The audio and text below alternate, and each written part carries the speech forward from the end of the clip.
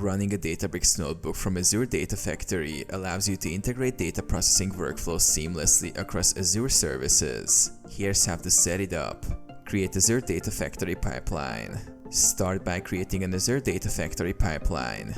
Navigate to your Azure portal. Open Data Factory and create a new pipeline or edit an existing one.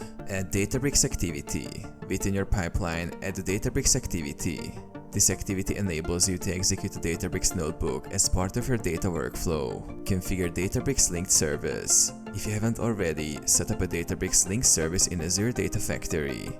This involves providing credentials and endpoint information to connect ADF with your Databricks workspace. Specify notebook path and parameters. In the Databricks activity settings, specify the path to the notebook you want to run with your Databricks workspace. Optionally, you can provide parameters to pass values dynamically into your notebook. Set execution settings. Configure the execution settings such as the Databricks cluster to use, timeout settings, and logging options. Monitor execution. Save and publish your pipeline.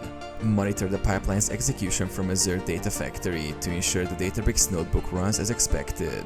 Review results. After execution, review the results either within Azure Data Factory or in your Databricks workspace depending on where output is directed.